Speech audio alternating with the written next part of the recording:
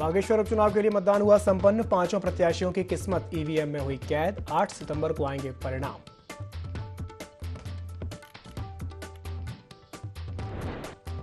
उत्तराखंड विधानसभा के मानसून सत्र की हुई शुरुआत। सदन में पहले दिन स्वर्गीय चंदन रामदास को दी गई श्रद्धांजलि। कल सदन में पेश होगा सप्लीमेंट्री बजट।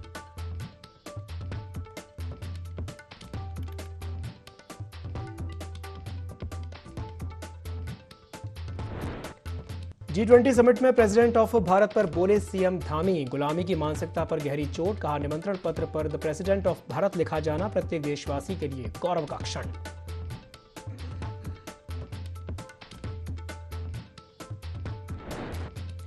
अतिथि शिक्षकों ने विधानसभा कूच कर भरी हुंकार। पूर्व सीएम हरीश रावत भी हुए शामिल। दर्थ नियुक्ति की मांग कर रहे हैं अतिथि शिक्षक।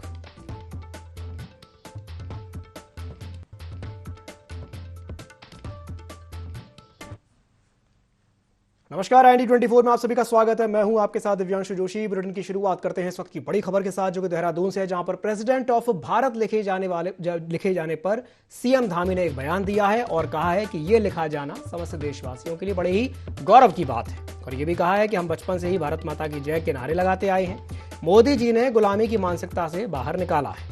विपक्ष के लोग गुलामी की मानसिकता में ही रह रहे हैं। भारत हमारी माता है, आन बान और शान है। G20 के रात्रि भोज निमंत्रण पत्र पर प्रेसिडेंट ऑफ इंडिया के बजाय प्रेसिडेंट ऑफ भारत लिखा हुआ है और विपक्ष निमंत्रण पत्र पर लिखे गए वाक्य का विरोध कर रहा है। ये बड़ी खबर है देहरादून से।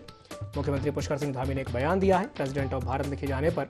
उन्होंने कहा है कि यह लिखा जाना समस्त देशवासियों के लिए बड़े ही गौरव की बात है, गौरव का क्षण है। हम बचपन से ही भारत माता की जय के नारे लगाते आए हैं। मोदी जी ने गुलामी की मानसिकता से बाहर निकाला है, लेकिन विपक्ष के जो लोग हैं वो गुलामी की मानसिकता में ही रहना चाहते हैं।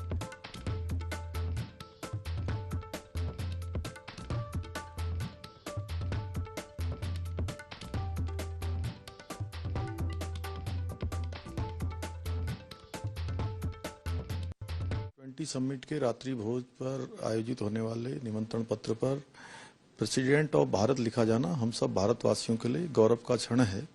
और माननीय प्रधानमंत्री जी का जो गुलामी की मानसिकता है उससे बाहर निकालने के लिए श्रेष्ठ कदम है। और हम बचपन से ही जो है भारत माता की जय करते हुए बड़े हुए हैं। भारत माता की जय घोष हमने बचपन से सीखा है। हमारे संस्कारों में, हमारे आचार व्यवहार में है, रग रग मन मन में भारत बसा हुआ है।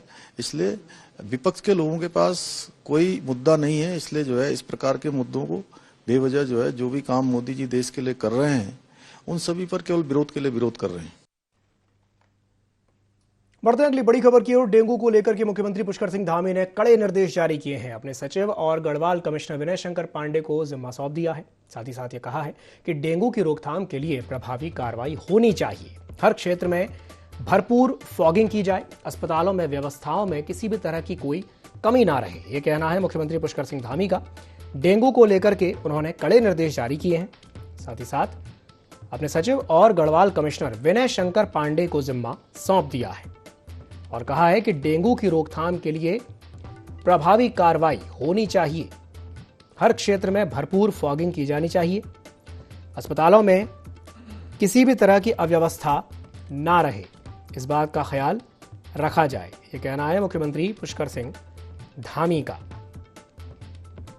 गौरतलब है कि उत्तराखंड के कई हिस्सों में डेंगू फैल रहा है और अब इस फैलते हुए डेंगू को रोकने के लिए मुख्यमंत्री पुष्कर सिंह धामी ने कड़े निर्देश जारी किए हैं। गढ़वाल कमिश्नर विनय शंकर पांडे को जिम्मेदारी सौंप दी है और कहा है कि डेंगू की रोकथाम के लिए प्रभावी कार्रवाई होनी चाहिए।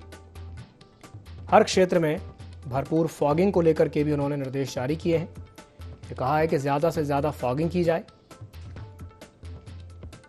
अस्पतालों में व्यवस्थाएं की जाएं। अगर वहां पर किसी तरह की कोई अव्यवस्थाएं हैं तो उनको दूर करने की कोशिश की जाए। जितनी जल्दी हो सके उतनी जल्दी व्यवस्थाओं को बनाया जाए। व्यवस्थाओं में किसी तरह की कोई कमी ना रहे। तो डेंगू को लेकर के सीएम धामी ने कड़े निर्देश जारी किए हैं। देहरादून से ये बड़ी खबर है।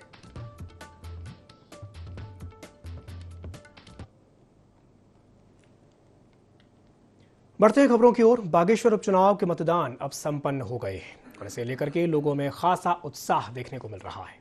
वोटर्स ने बढ़ चढ़कर अपने मताधिकार का प्रयोग किया तो वही मतदान सुबह 7 बजे से शुरू होकर के शाम 5 बजे तक चला। आपको बता दें कि बागेश्वर विधानसभा सीट बीते 26 अप्रैल को पूर्व कैबिनेट मंत्री चंदन राम दास के निधन के बाद ही खाली हो गई थी और उसके लिए आज मतदान हुआ, जबकि 8 सितंबर को मतगणना होगी।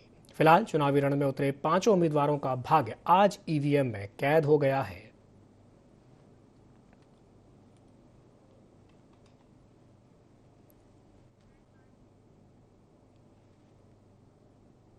पूर्व मुख्यमंत्री हरीश रावत राज्य में अतिक्रमण हटाओ की मुहिम के विरोध में उपवास रखने वाले थे, लेकिन कांग्रेस महानगर अध्यक्ष लालचंद शर्मा के पुत्र का आकस्मिक निधन होने के बाद उपवास स्थगित कर दिया गया है।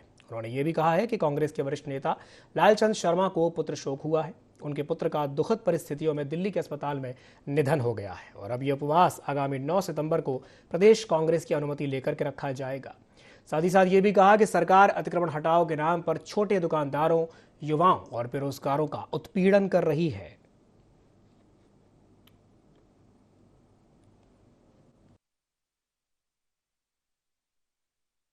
सहयोगी कांग्रेस के मजबूत सिपाही श्री लालचंद को पुत्र शोक हुआ है। उनके ज्येष्ठ पुत्र की बड़ी दुखद परिस्थितियों में दिल्ली में हॉस्पिटल में मौत हुई है। उसका समाचार अभी मिला हमको, तो हमने श्रद्धांजलि सभा में बदल दिया। और अब ये उपवास जो है, जो अतिक्रमण के नाम पर पहाड़ों में सारे राज्य के अंदर चिन्हीकरण का आतंक फैलाया गया है, उस आतंक के विरोध में हमारा ये मौन उपवास था। अब 9 तारीख को प्रदेश कांग्रेस की अनुमति लेकर के हम 9 तारीख को करें। उत्तराखंड कांग्रेस के प्रदेश अध्यक्ष करण माहरा ने कहा है कि बागेश्वर उपचुनाव को लेकर के भाजपा मानसिक रूप से हार स्वीकार कर चुकी है। हताशा और बौखलाहट में बीजेपी कभी कांग्रेस कार्यकर्ताओं को फंसा रही है तो कभी चुनाव आयोग के पर्यवेक्षक को ही निशाना बना रही है। करण माहरा ने यह भी कहा कि बागेश्वर उपचुनाव में कांग्रेस प्रत्याशी की जीत लगभग तय है।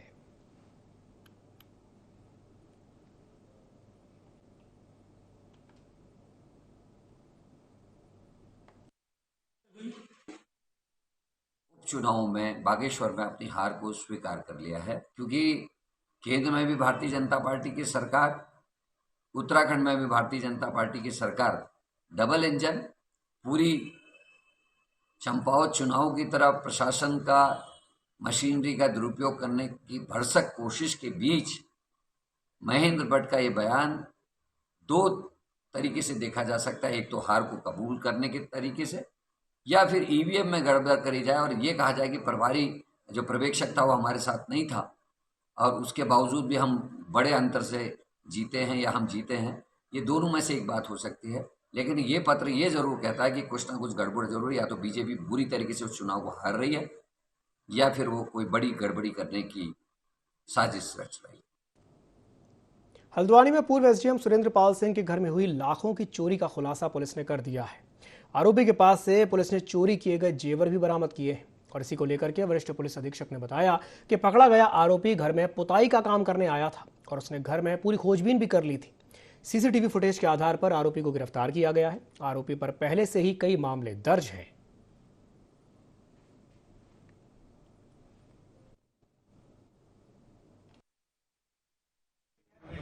के आधार पर पुलिस ने सीसीटीवी और सर्विलांस के माध्यम से तलाश जारी की। इसमें धर्मेंद्र कश्यप युवक पकड़ा गया है। इसके ऊपर पहले 3 रुपये और 1 कंपनी का। इसने पूछताछ के दौरान बताया कि इसने सरिये के माध्यम से पिछले घर का दरवाजा तोड़ा, ताला तोड़ा, जिसमें उसे गेट नहीं खुला तो उसने फ्रंट का ताला सरिये के माध्यम से तोड़ा। उसके बाद अंदर जाकर के इसने चाबी के माध्यम से जो बक्सा था उसका ताला खोला, उसमें से ज्वेलरी इसने निकाली है और वो पुलिस द्वारा ज्वेलरी बरामद कर दी गई है। इसमें जो टीम द्वारा ट्रस्ट कार्य किया गया उसके लिए मेरी तरफ से 5,000 रुपये की। चंपावत में शिक्षक दिवस बड़े ही धूमधाम के साथ मनाया गया। तो वहीं जीआईसी लोहाघाट, पीआरसी लोहाघाट में महान शिक्षाविद डॉक्टर सर्वपल्ली राधाकृष्णन के जन्म दिवस को बड़े ही धूमधाम और भव्य तरीके से मनाया गया।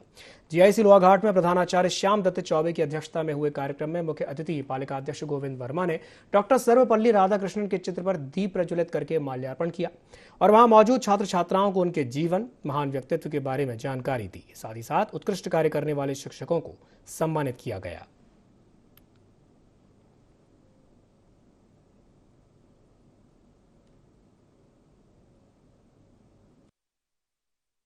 बहनों को शिक्षक दिवस की शुभकामनाएं देता हूँ, बधाई देता हूँ। विभिन्न प्रतियोगिताएं खेलकूद से लेकर शारीरिक से लेकर के कराते रहते हैं और साथ ही साथ मैं धन्यवाद देना चाहूँगा समस्त शिक्षक और शिक्षिका बहनों को कि उन्होंने भी मुझे इस लायक समझा कि अपने कार्यक्रम में मुझे बुलाया, प्रतिभाग करने का मौका दिया मुझे भी, और इन लोगों से मुझे भी बहुत कुछ सीखने को मिलता है।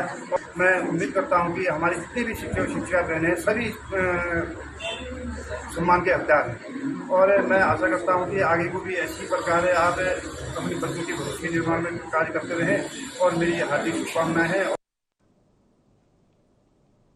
लक्सर क्षेत्र में नारकोटिक्स पुलिस विभाग और ड्रग्स विभाग ने संयुक्त रूप से छापेमारी करके कार्रवाई को अंजाम दिया और उसके बाद इलाके में हड़कंप मच गया। ड्रग इंस्पेक्टर अनीता भारती के नेतृत्व में ड्रग्स विभाग ने लक्सर समेत खड़ंजा, कुतुबपुर और बहादुरपुर खादर के अलावा सुल्तानपुर क्षेत्र में छापा मारा।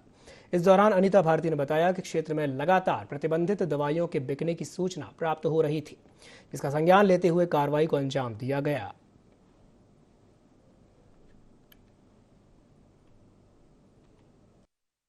एसओजी टीम, एंटी नारकोटिक की जो टीम है, उन्हें कुछ शिकायतें मिली थी नारकोटिक को लेके और उसके साथ साथ इस पूरी दवाइयों का बहुत ज़्यादा यहाँ पे बिक्री हो रहा है। तो उसी के चलते यहाँ की लोकल पुलिस के साथ यहाँ पे सुल्तानपुर और बहादुरपुर और पूरा ये लक्सर क्षेत्र का निरीक्षण किया जा रहा है मेडिकल स्टोर का कि जो है नारकोटिक दवाइयों के रिगार्डिंग और कुछ दवाइयाँ जो कि स्पूरियस दवाइयाँ जो दुकानदारों द्वारा ली जा सकती हैं, उन्हें ये निर्देश दिए गए हैं कि कोई भी नारकोटिक दवाइयाँ बिना पर्चे के नहीं देंगे और साथ ही जब भी कोई दवाइयाँ खरीदेंगे तो पहले उसका लाइसेंस वेरिफिकेशन करेंगे। उत्तराखंड विधानसभा का मानसून सत्र शुरू हो गया है। सत्र के पहले ही दिन सीएम पुष्कर सिंह धामी समेत सदन में मौजूद सभी सदस्यों ने पूर्व कैबिनेट मंत्री चंदन रामदास के निधन पर शोक व्यक्त करते हुए श्रद्धांजलि अर्पित की और इस मौके पर संसदीय कार्य मंत्री प्रेमचंद अग्रवाल ने कहा कि चंदन रामदास का जाना हमारे लिए एक बड़ी क्षति है। बागेश्वर की जनता के लिए उनके अधूरे कामों को हम आगे बढ़ाएंगे।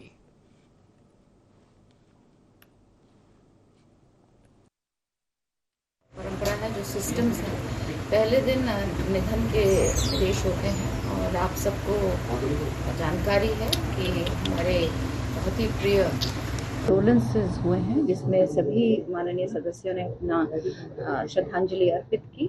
देखिए, आप जानते हैं कि जिस प्रकार से हमारे आदरणीय चंदन रामदास जी, जिनका पिछले दिनों निधन हुआ था और उसके बाद विधानसभा सत्र आज प्रारंभ हुआ, तमाम मंत्रिमंडल के सहयोगी और अन्य साथियों ने, ये सभी लोगों ने उनको याद किया।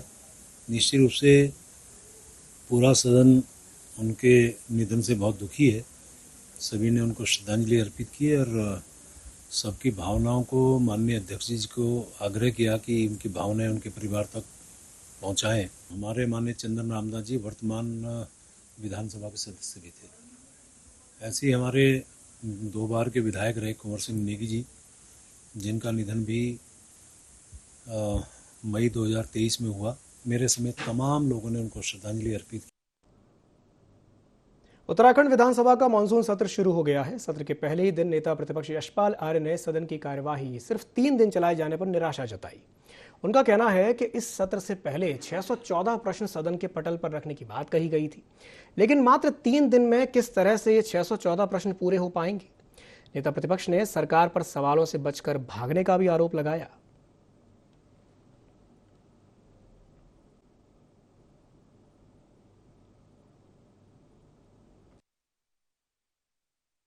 हम चाहते हैं कि सरकार सदन में अपनी बात को रखे, क्योंकि हमारा जिम्मेदारी, हमारा धर्म है कि जनता की आवाज को हम बल दें।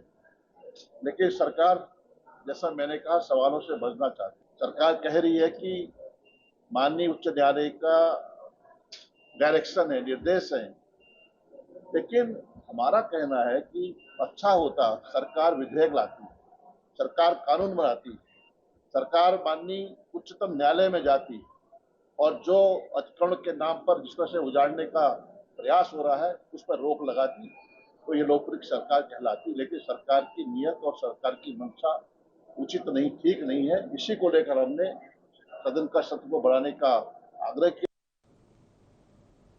देहरादून में एसएसपी ने पत्रकार वार्ता करके लूट के एक मामले का खुलासा किया है। दरअसल बीते 29 अगस्त को सहस्त्रधारा क्षेत्र में एक लूट की वारदात सामने आई थी, जहां पर आरोपियों ने सीबीआई अफसर बनकर के 3 लाख रुपए की लूट की वारदात को अंजाम दिया था। इस मामले में पुलिस ने 2 लाख रुपए के साथ 3 आरोपियों को गिरफ्तार किया है, जिनके कब्जे से 6 मोबाइल फोन, 2 वॉकी टॉकी और 2 नकली पिस्तौल बरामद की गई हैं।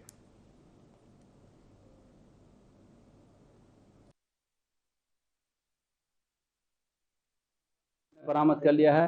सैमसंग का एक आईपैड और एचपी का एक 2 लैपटॉप हमने बरामद कर लिया है। मुकुल का एक आई कार्ड था, वो भी हमने बरामद कर लिया है। उसमें फॉरेक्स कंपनी, जो वादी पक्ष के द्वारा फॉरेक्स कंपनी के ट्रेडिंग से संबंधित जो भी दस्तावेज थे हमने वो रिकवर कर लिया है। और घटना में प्रयुक्त जो एक XUV 300 UK 07FK 9398 ये गाड़ी हमने बरामद कर लिया है। इसमें अभी एक अभियुक्त की अरेस्टिंग शेष है, ये आपका अभिषेक है, ये भी नकुल का रहने वाला है। बहुत जल्दी हम इसकी अरेस्टिंग कर लेंगे। हल्द्वानी में तहसील युवा किसान संघर्ष समिति के लोगों के द्वारा एक हस्ताक्षर अभियान चलाया गया और इस दौरान युवा किसान संघर्ष समिति के अध्यक्ष बलजीत सिंह ने बताया कि 8 सितंबर को होने वाली रैली को शांतिपूर्ण ढंग से निकाला जाएगा। इसमें ज्यादा से ज्यादा लोगों को रैली में शामिल होने के लिए हस्ताक्षर अभियान चलाया जा रहा है। सरकार किसानों के साथ सौतेला व्यवहार कर रही है, लूट और धोखेबाजी कर रही है। रैली में लोगों को जागरूक किया जाएगा।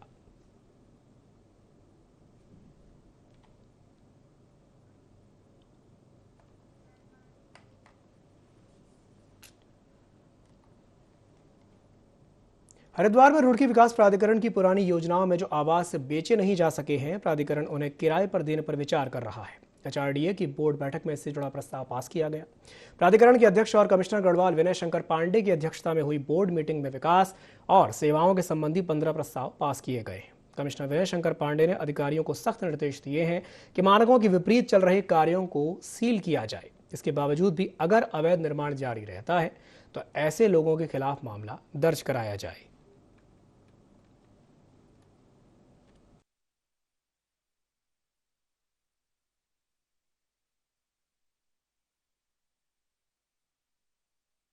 अठारह विषय बोर्ड के समक्ष विचारार्थ लाए गए थे और उसमें करीब 15 प्रस्ताव तो बड़े क्लियर कट पास हो गए हैं। मुख्य रूप से इसमें कुछ हमारे लैंड यूज़ के इश्यूज़ थे जो एग्रीकल्चरल थे, उनका गैर एग्रीकल्चर में जो अनुमोदन होना था। कुछ सेवा संबंधी मसले थे। तो डीसी साहब का अच्छा प्रस्ताव आया है। एक तो इन्होंने कुछ आवासीय कॉलोनियों में पुनः एक विज्ञापन के लिए एक विंडो मांगी है, उसको बोर्ड ने अनुमति प्रदान की है। साथ ही साथ इन बिल्डिंग्स को किराए पे उठाने के बारे में भी इन्होंने कमेटी का फॉर्मेशन किया है। काफ़ी प्रोग्रेसिव कदम है। हम उम्मीद करते हैं कि जैसे इस कमेटी की रिपोर्ट आएगी, विचार विमर्श करके उस पर हम लोग कार्रवाई करेंगे ताकि उन संपत्तियों का जो बेहतर यूज़ हो सके वो कर लिया जाए। तमिलनाडु के युवा कल्याण और खेल विकास मंत्री उदयनिधि स्टालिन के सनातन धर्म पर अभद्र टिप्पणी करने को लेकर के मसूरी ट्रेडर्स एसोसिएशन के अध्यक्ष रजत अग्रवाल के नेतृत्व में शहीद भगत सिंह चौक पर दर्जनों लोगों ने प्रदर्शन किया और जमकर नारेबाजी की। तमिलनाडु के मंत्री के सनातन धर्म की तुलना डेंगू, मलेरिया और कोरोना जैसी बीमारियों से की गई है, तो वहीं सनातन धर्म को समाप्त करने के लिए एक महाअधिवेशन सनातन उन्मूलन सम्मेलन में भी भाग लिया गया था और सनातन धर्म को समाप्त करने की बात रखी गई थी, जिस पर पूरे देश में विरोध प्रदर्शन किया जा रहा है।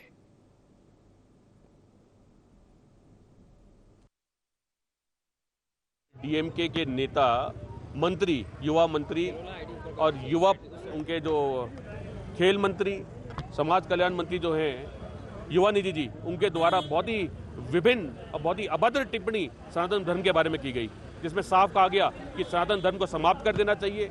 सनातन धर्म की तुलना डेंगू, मलेरिया, कोरोना जैसी बीमारी से करी।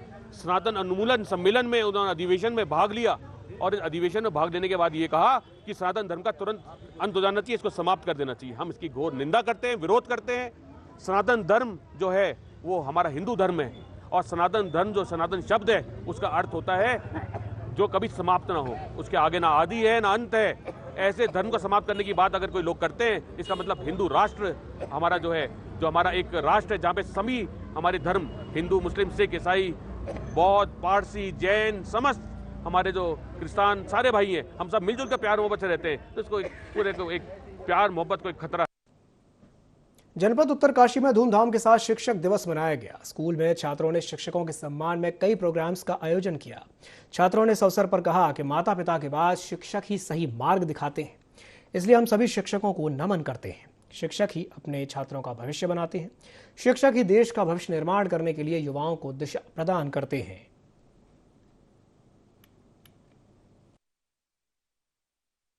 बहुत लकी है कि हमें ये शिक्षक दिवस मनाने को मिलता है। हमारे जितने भी टीचर्स हैं, हम उनके लिए ये दिन मना रहे हैं और हमें परमिशन भी ग्रांट हुई है कि हम कर सकते हैं इसको। हमें उस बात की बहुत खुशी है। और हमारे क्लास AUDDIC उत्तरकाशी यहाँ पे हम मना रहे हैं और हर स्कूल में ये मनाया जाता है, हम भी मना रहे हैं। और सबको, सारे टीचर्स जितने भी हैं, सबको हम सारे बच्चों की तरफ से, हमारे स्कूल की तरफ से आप सभी को हैप्पी टीचर्स। आज मुझे बड़ा सौभाग्य की बात है कि मुझे प्रिंसिपल इतना बड़ा दर्जा मिला है। तो आज मुझे वास्तविक रूप से पता चला कि एक प्रिंसिपल के ऊपर क्या जिम्मेवारी होती है, क्योंकि अक्सर बच्चे स्कूलों में बोला करते हमारे लिए टीचर लोग कुछ नहीं करते। तो आज जब एक बच्चा अपने आप उसको पता चलता है, जब उसने प्रैक्टिकली करी, तो आज पता चला कि एक टीचर और एक प्रिंसिपल का क्या रूल होता है। हमारे भारत के पूर्व राष्ट्रपति डॉक्टर सर्वपल्ली राधाकृष्णन जी के जन्म दिवस पर पूरे देश भर में शिक्षक दिवस के रूप में ये दिन मनाया जाता है। और जिला उत्तरकाशी की तरफ से मैं पूरे देश के, प्रदेश के और अपने ज़िले के तमाम शिक्षकों को शिक्षक दिवस की हार्दिक बधाई एवं शुभकामनाएं देता हूं। राधा कृष्णन जो हमारे, जिनका जन्म जो है 5 सितंबर 1888 को हुआ था, और बच्चों के लिए वो एक इंस्पिरेशन है हमको शिक्षकों के लिए विशेष तौर पे, क्योंकि उन्होंने जो अपनी शिक्षा दीक्षा जिस प्रकार से की और उसके बाद वो उच्चतम पदों पर आसीन हुए, तो ये हमारे लिए एक रोल मॉडल भी है और प्रेरणा स्रोत। शिक्षक दिवस में सभी को बधाई देती हूँ, हैप्पी टीचर्स डे। और ये देना चाहती हूँ शिक्षा बच्चों को भी और शिक्षक को भी, कि वो अपनी जो कार्य करे वो उद्देश्य उसका होना चाहिए। शिक्षा का उद्देश्य होना चाहिए एक अच्छा इंसान बनना है। बच्चों को पढ़ लिख के ये नहीं उन्होंने डिग्री प्राप्त करनी है और नौकरी लगनी है, ऐसा नहीं है। बच्चों को जो है एक अच्छा शिक्षक वो बनना है कि एक नागरिक बनना है और अपने कार्य के प्रति उनका रुझान होना चाहिए।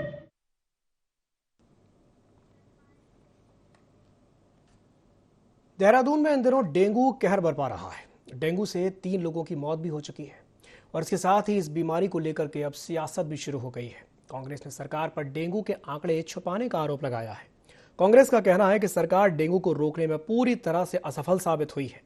सरकार ने इस बीमारी की रोकथाम के लिए कोई व्यवस्था नहीं की है।